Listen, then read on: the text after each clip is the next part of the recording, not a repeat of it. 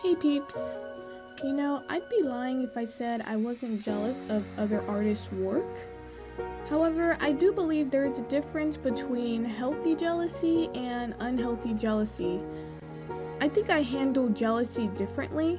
Now, it's completely natural and, normal to be jealous of other people's work.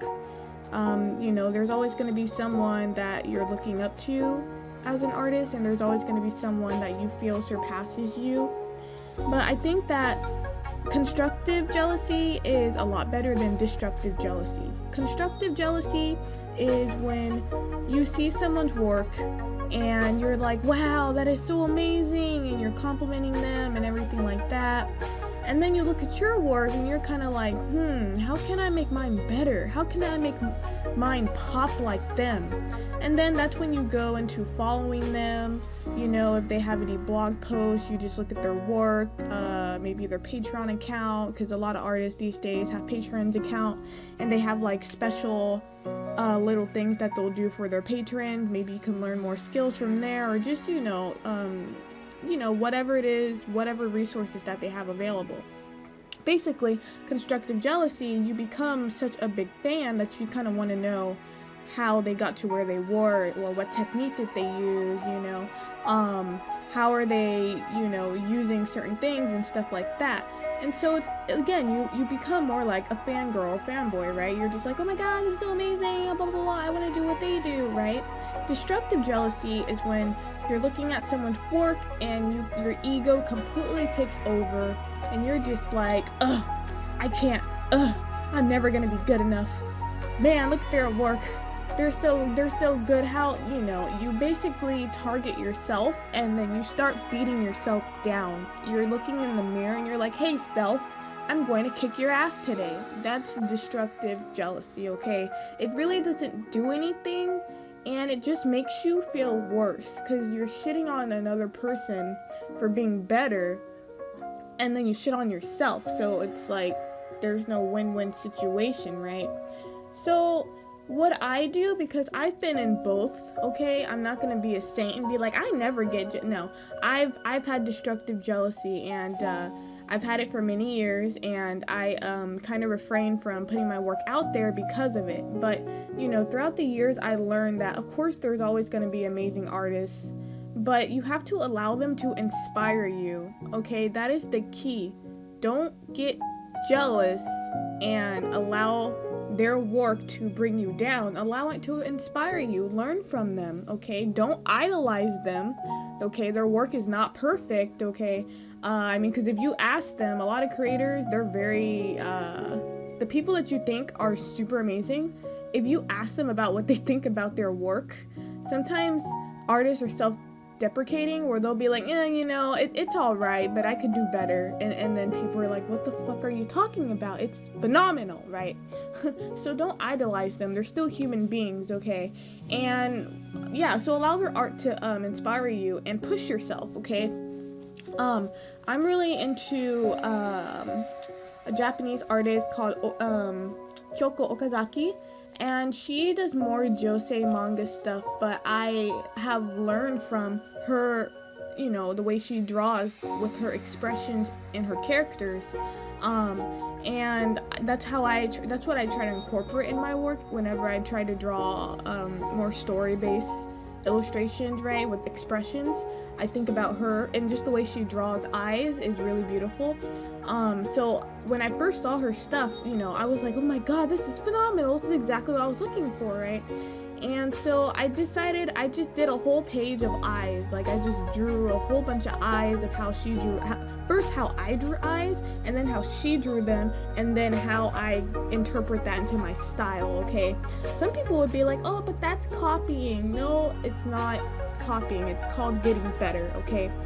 Originality does not exist. Artists are not original, okay? We are influenced by each other, and we grow because of the influence of others, okay? So there's no one in this world that has created an original piece that no one has ever thought of in the world, okay? That's just not how it works. Originality is basically non-existent. So I can't stand when people are like, you're so original. It's like, technically I'm not. I got influenced by a lot of people.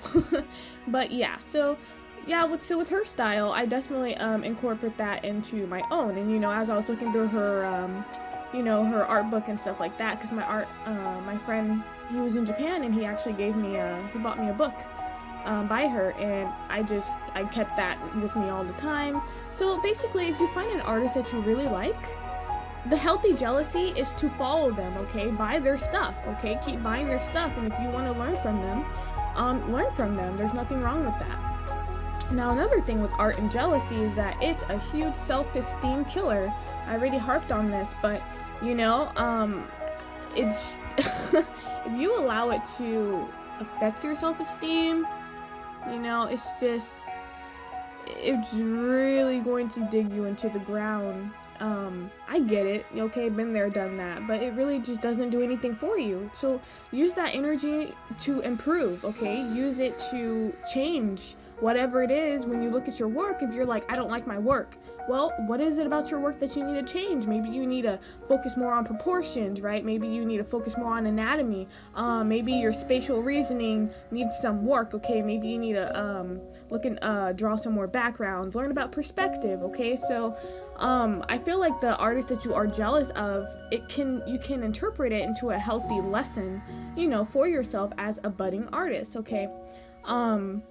So allow the art to inspire you, and just don't really take it too personally. I mean, if you're constantly looking at, DeviantArt is a really good self-esteem killer if you allow it to be.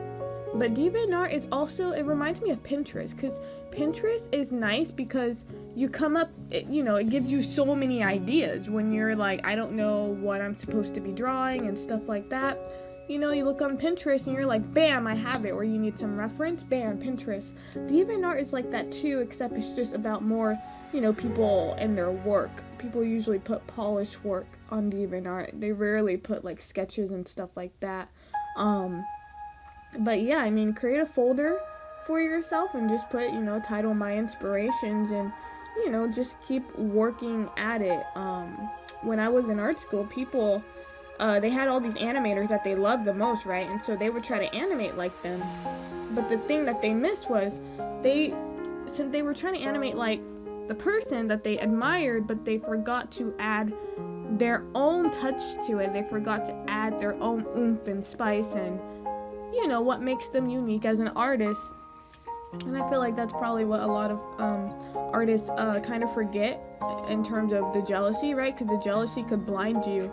But if you're doing constructive jealousy, healthy jealousy, don't forget, allow that person to inspire you and influence you, but don't forget your style, unless you're trying to change up your style completely. So, with my Kyoko Kazaki, I didn't change up my style because she draws, like, her characters are they're a bit strange, they're a bit long, right? Her arms are longer than usual, and her hands are very bony and slender. So I didn't want to incorporate that element. I just wanted to incorporate the more realism and the artistic beauty in terms of how she drew expressions. So kind of pick and choose what you want to learn.